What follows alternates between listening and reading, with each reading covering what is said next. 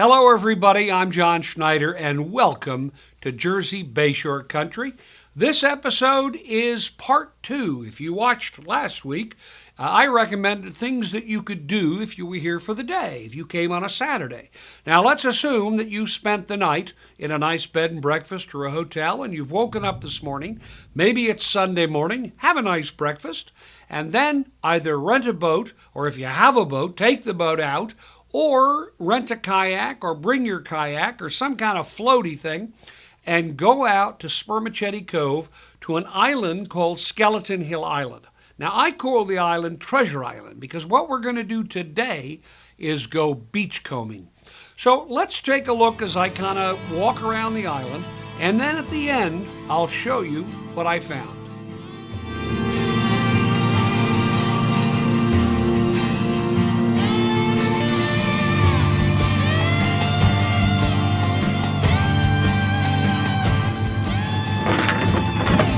Welcome to Treasure Island.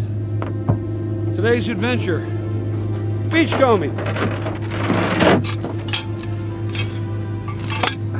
Okay, we're anchored in. This is where we are. I call this Treasure Island. It changes shape with the tides. Tide is going out. It should be out in another couple of hours. You can see already the water that used to be in here is slowly dissipating.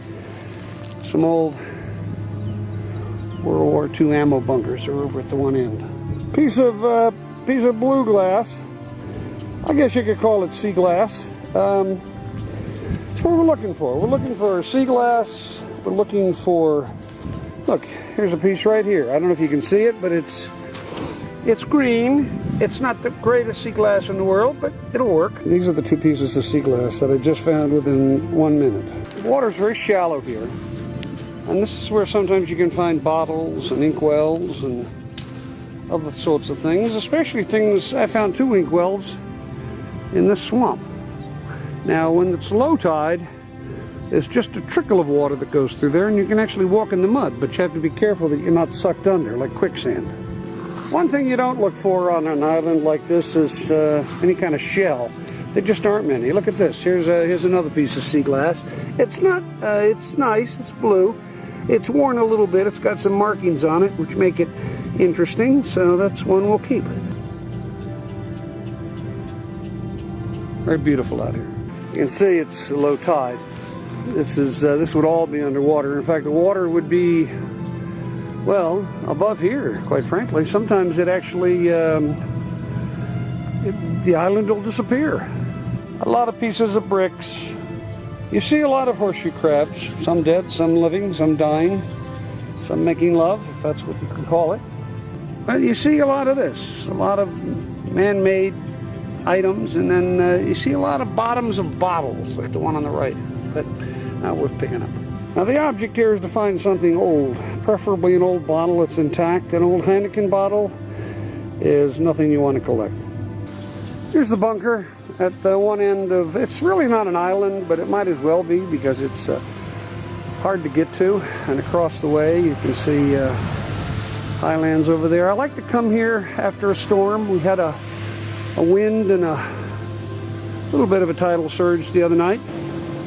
Really looking out in the direction of Brereton Bay off to the right at the end of Sandy Hook would be the entrance to the Atlantic Ocean. The goal is to separate all the junk from stuff that actually might be collectible, and unfortunately when you walk on this beach, especially after a storm, you see a lot of junk and you don't always know what to pick up. I like to call this a debris field. It's a little bit hard to just sort of look at it from a distance and know if there's anything worthwhile. Sometimes you just got to walk over it and look. There's an old tire, a big tire too. It's been here for 1,000,000 years, right across from our fair city. So hopefully something will wash up from Mother Nature. Maybe it'll be a bottle, a piece of glass, an old fragment, or something from Fort Hancock. This looks like a little knife sheath. It's plastic, so it's made in Thailand, of course. This is the stuff I really like to get because it's an old bowl and it looks like it might be ancient, but I don't know. It could be part of a porcelain pipe system too. Here's something else. You just see stuff like this. After a while, you know, it's really just some kind of bit of a terracotta piping. We're still just walking along the shore. Oh, look what's in here. I collect these. This is a bobber. Okay, I can't tell you how many of these I found. You know, they get caught on something, and they're perfectly good. And I'm telling you, I have found so many really cool things. For example, here is a bottle I found from 1865. It's the Riddle Company, hand-blown glass, perfect condition. I found it in the sand, in the water, and it's from 1865. Isn't that incredible? This next fragment is from a 10-inch blue and white transferware plate from about 1862. You can see that it's a blue floral transfer which covers the surface of the original plate in a geometric design. This next piece is a piece of pottery from Greenwood Pottery Company in 1868, and until about 1875, the arms of the state of New Jersey were used as the mark for the ironstone china or white granite. And in the last named year, they added the legend which appears on the subjoined marks. So the patent was on a scallop dish which was produced at that time, and the initials of the company were stamped in the body of the first table porcelain made at this factory at about the same period. Here's some tableware that I found at various locations near Sandy Hook, a fork that's sort of stuck in a piece of conglomerate, another spoon, and I tracked that spoon down. It was made by a manufacturer that made a lot of tableware for the United States military back in the 1900s, and you could tell from the mark, so that came from Fort Hancock. These next two items are two shards of china, which I have not been able to identify at this time. The other thing that I find are lots and lots of bottles. You saw that you saw the Riddle bottle that I showed earlier in this program. There were brothers, Robert and William Riddle, and they manufactured mineral water bottles in Philadelphia during the 1850s. And each brother would put his initial of his own first name on the other side of the hand-blown bottle at various times. So sometimes you see Robert's initial, and sometimes you see William's initial. This old milk bottle, I had to wade out into the water to find it. It's a Sheffield milk bottle from 1948. And it was found in the water near a sandbar. Here's a somewhat rare broken Coca-Cola bottle. It was bottled by the Anchor Hocking Glass Corporation, which was formed in 1937. And over the years, a number of other glass plants were added, including a location in New Jersey. Now, here's a bottle. It's difficult to see, but this bottle is a bottle of Red Rock Cola, which was last made in 1958. And says, "Enjoy Red Rock Cola." I also found on my adventures some interesting objects, maybe everyday objects. This first one was found in Sandy Hook. It was probably used in the military base there, Fort Hancock. This is the capture and spring mechanism for an old mouse trap that was found near Fort Hancock on Sandy Hook. The mouses of today are probably all living as a result of the fact that I have this. And then this I think is very interesting. This is believed to be an old brass sprinkler, which was found in the water also off Sandy Hook. Now, an option to beachcombing might be to rent a kayak, and you can rent kayaks almost anywhere, but if you bring a kayak, you can also go out.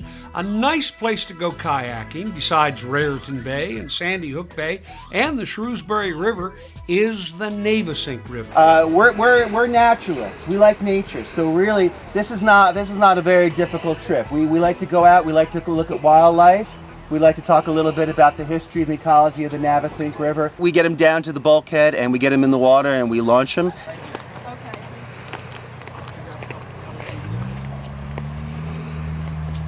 Momentum, watch yourself.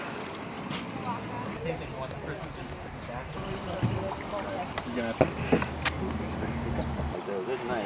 How high are they? Push now? You all comfortable? Yep. Go. Have fun.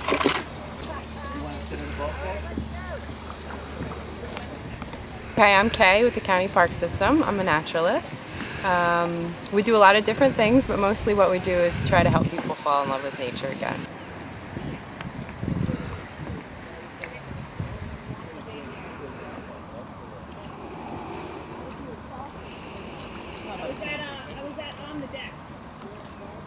But if you want to go fast or you want to get somewhere and just kind of look around, sitting. And then once we get everybody out in the water and everybody together, we'll give them some talks about the history of the area, talking about this area used to be a summer home for Thomas Edison. So we talk about how this Navesink River used to be always a home for the rich and the famous for a long period of time. And this stems from one of the reasons why we have poor public access to this area, to the water itself. And then we talk about some of the ecology, talk about some of the fish, talk about some of the crabs. This Navesink River happens to be one of the best crabbing areas in all of New Jersey. Some of the great fishing areas in New Jersey as well too. It's a beautiful river. And so we talk about a little bit of the history and the ecology that way, and hopefully get people motivated, inspired to want to clean it up and do more to protect this area and get better public access to the Navesink River. Well, the most unusual thing I think is just the wildlife. People come to Monmouth County, people think of Monmouth County as just not having a tremendous diversity of wildlife, and yet when they go on the water, they see the birds, they see the herons, they see the egrets, they see the ospreys, they see the ospreys nesting, they see the baby ospreys, they see fish jumping out of the water, they see terrapin turtles. They see this diversity of wildlife that's pretty much in their backyards. And they didn't realize that, wait a minute, the Navesink River is just not boats. It's just not boats speeding by, and it's more to it than that. It's actually a really good home and habitat for lots of wildlife as well. Big problem with the Navesink River is, of course, pollution. And when I mean pollution, I mean really people pollution. So you have a lot of trash coming in there, all that plastic bags and plastic bottle caps and plastic bottles, all that plastic, all that junk, cigarette butts, all that gets washed into the Navesink River. So that's called non-point source pollution or people pollution. And a lot of that pollution gets into the Navesink River and really does damage to water quality, to fish health, just to overall quality for people just to use it, right? And then also a big problem is fecal coliform. So there's horse farms, there's antiquated sewage treatment systems, and so sometimes, when we get heavy rainfalls, a lot of that trash, sometimes the raw sewage gets into the Navesink River, and that does real damage to people who want to use that and to the aquatic life that calls this place home. The Baykeeper is a small staff. It's a non-profit environmental organization. There's only a handful of full-time employees, and so they need lots of volunteers. They need lots of people to help clean up the waters, right? We do beach cleanups and stream cleanups, and so the Baykeeper needs people to clean up. They need people to help out with different volunteer projects, oyster restoration, different things like that. We need people to do outreach for the Baykeeper. We can't be everywhere, and so we need people to help us do different things. And so we're always looking for volunteers, and so you can go to our website, New York, New Jersey Baykeeper, nynjbaykeeper.org. Come to our website, check us out, and get involved with the organization. This is a joint partnership between the Monmouth County Park System and the New York Jersey Baykeeper. The Monmouth County Park System does a lot of good things as well too, and they're always looking for volunteers as well too. So, I would suggest if you have time, why not volunteer for both groups? Because both groups do so many great things to help clean up the waters and protect our open spaces. And so if you have time and you really want to do something, go to the Monmouth County Park System website, go to the New York, New Jersey Baykeeper website and help out. It is so much fun to go kayaking and canoeing, and boating is one of the big deals here at the Jersey Bayshore because we are surrounded by water. I've told you that before. We're going to stay in the water now. We're going to go look at Earl. Now, Earl is officially called Naval Weapons Station Earl. It is in Leonardo, and it is a military installation. And don't get too close because they will chase you away. I've been chased away before.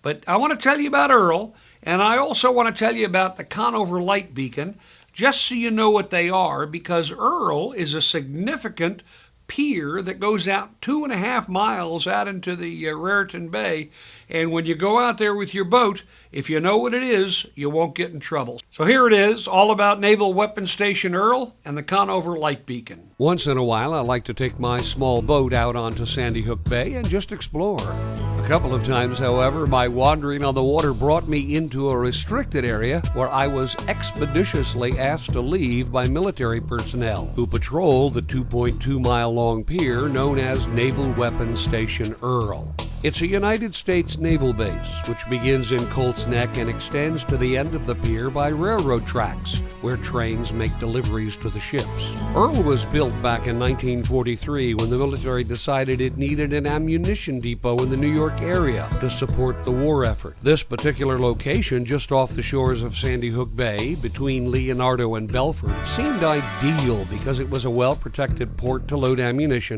and there were railroad tracks coming from where the majority of ammunition shipments originated. It was also considered to be safe because the ammunition could be loaded and unloaded from warships safely in the middle of the bay.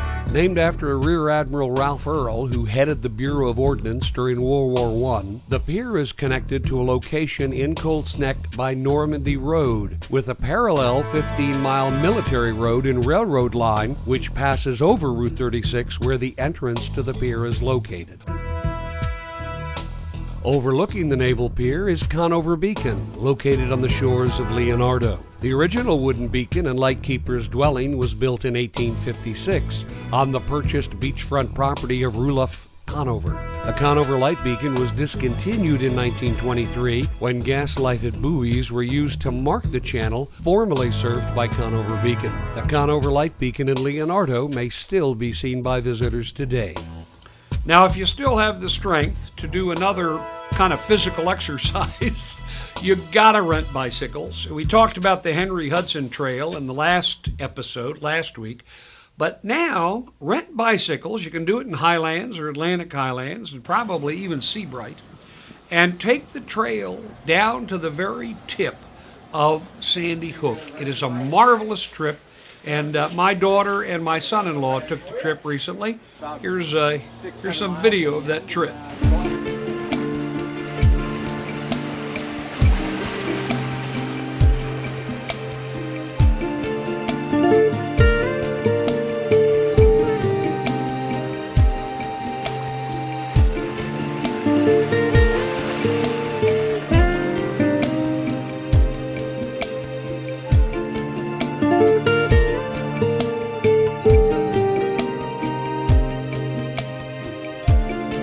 you.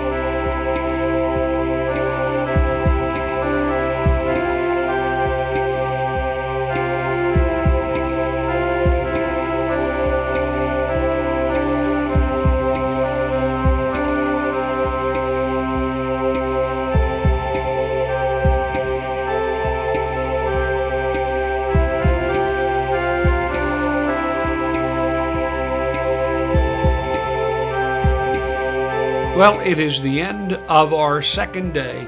And again, our first episode about what to do at the Jersey Bayshore started with a sunrise and ended with a sunset. But the best way to see a sunset at the Jersey Bayshore is in a boat. So my good friend Captain Danny Shade is going to take us out to take a look at the sun setting on Raritan Bay. Here we go. Welcome aboard.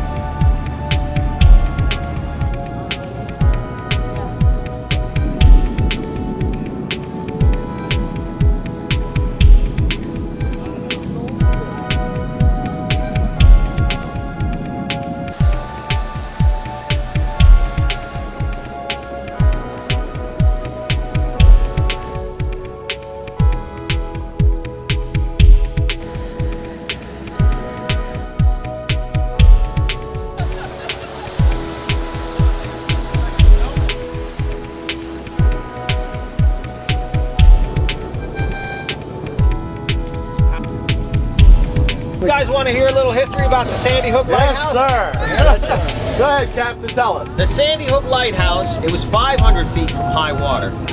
Now, it's over 2.5 miles from high water because of the northern erosion on this section of the North Jersey shore of the beach line. Sandy Hook Lighthouse is the oldest continuously operating lighthouse in America.